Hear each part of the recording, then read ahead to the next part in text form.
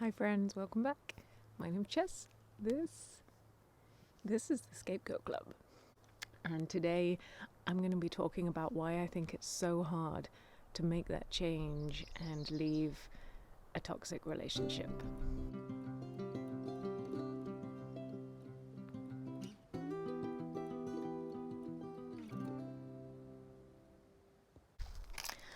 Well, hi guys, thanks for tuning in again. And today's topic is around how we change and the kind of the principles and the ingredients we need to change, and really how they tie into leaving a toxic, abusive relationship.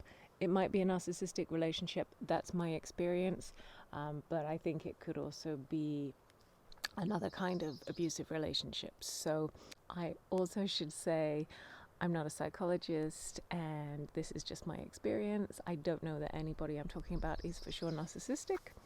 And if you are in an abusive relationship, please look after yourself and do what you need to do to keep yourself safe. I was reading a book the other day and it was talking about the 4 ingredients we need to make a change. It wasn't anything to do with narcissism or relationships.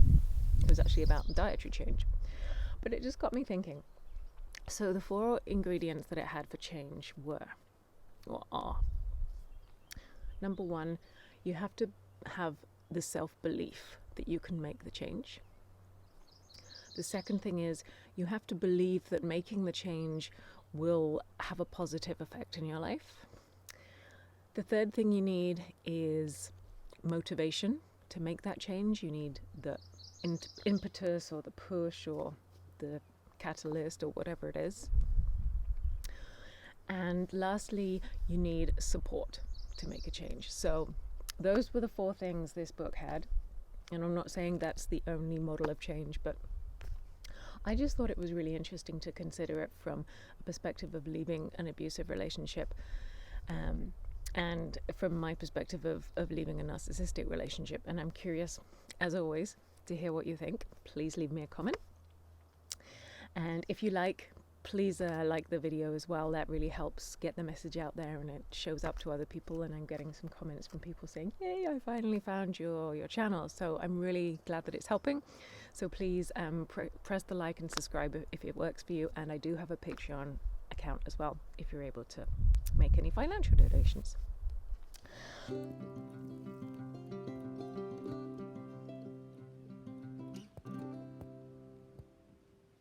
But when I think about those 4 ingredients of change, so the self-belief, the belief that the change will be better, the motivation and the support, I think the problem is when you're in an abusive relationship, honestly, all 4 of those ingredients can be stacked against you.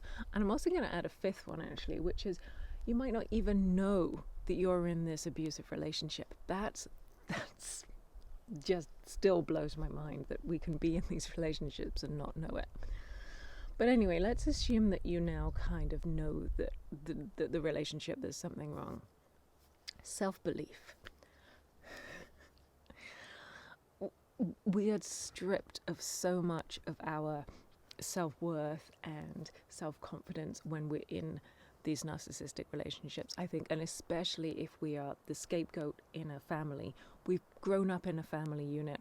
We're always wrong. It's always our fault. We are always the black sheep. There's always something wrong with us.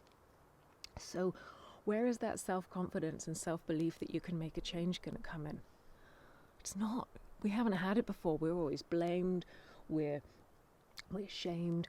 We are made fun of if we make mistakes or if we get things wrong. I don't know about you guys, but I just didn't dare. I didn't dare show any kind of weakness in front of my family.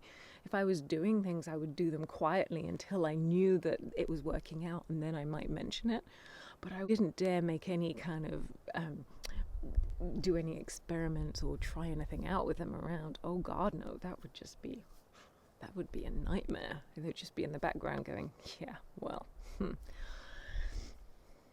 So self-confidence, self-belief, it isn't there. So the second, what was it? The second ingredient for making the change is the belief that making the change will be positive in the end. And I think actually this is, they're all really important. This, I think, is one I really got stuck on, and I to be honest, I'm still stuck a bit, because I feel that for me, the only way to change the relationship in the end was actually to leave it. And that's not really that's not something I ever wanted in my life. I never wanted to be estranged from my family. I never dreamed it would happen. I never wanted to have a dysfunctional relationship with my family. I didn't want to know that it was abusive. And so for me, it's not a happy ending exactly. But having said that, it is, I mean, oh gosh, that's a whole other video. It is so much better now I've left. But the things that I've learned and the positives that I now have in my life are not anything that I really knew was going to happen or could foresee. To be honest, the reason I left was I was just like, I don't have any other ideas now. And the medical help and the influences in my life were like, you got to do this. So I didn't have the confidence, I didn't have the belief. I only knew that I just couldn't go on the way I was.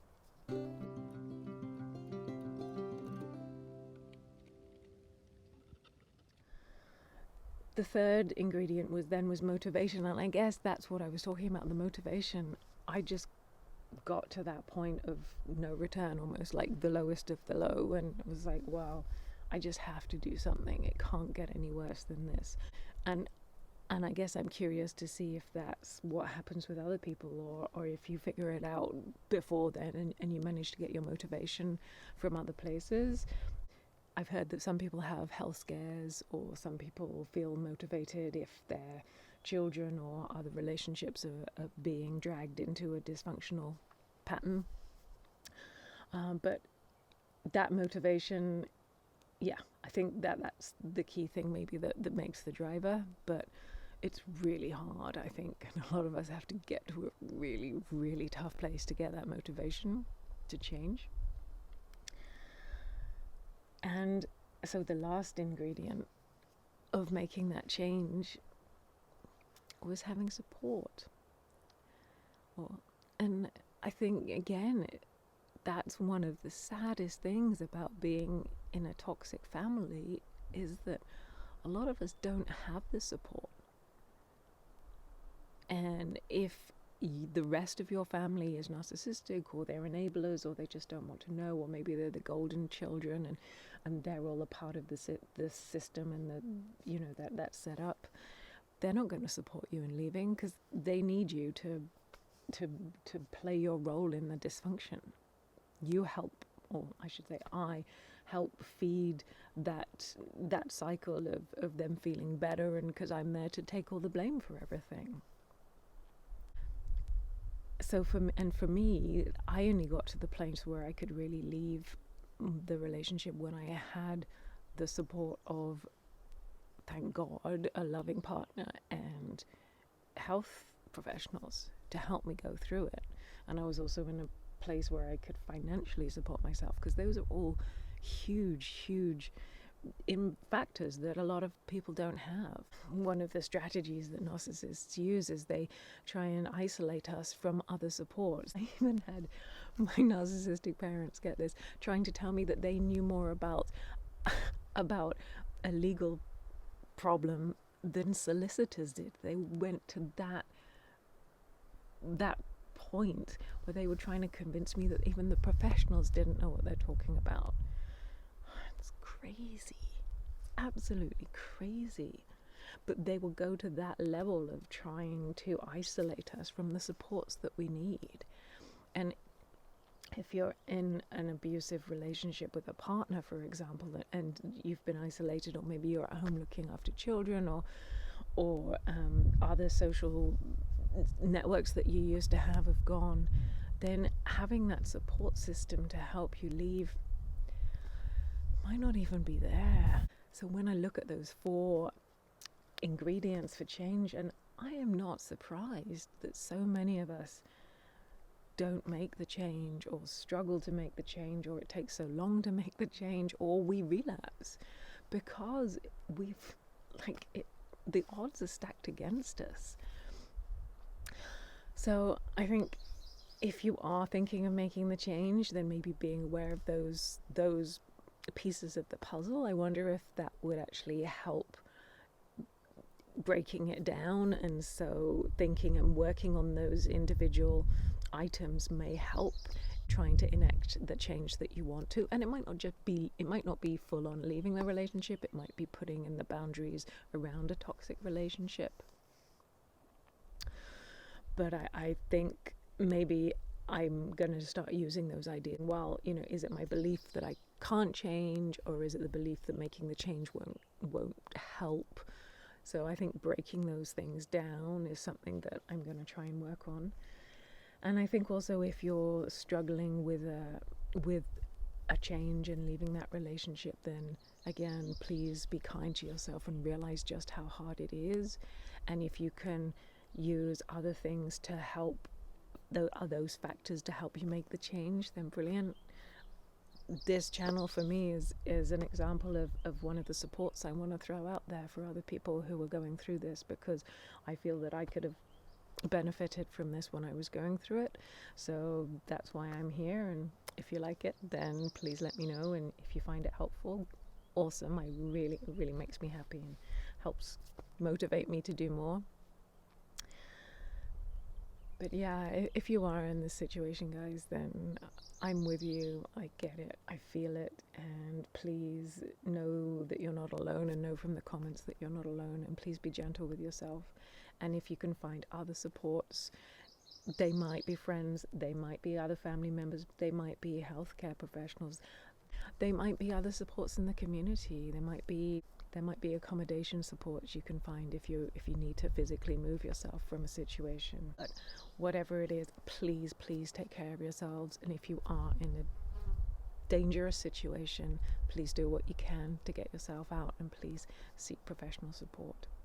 Thanks so much for being here, and again, sending all the positive, good, sunny, happy vibes that I can from me to you.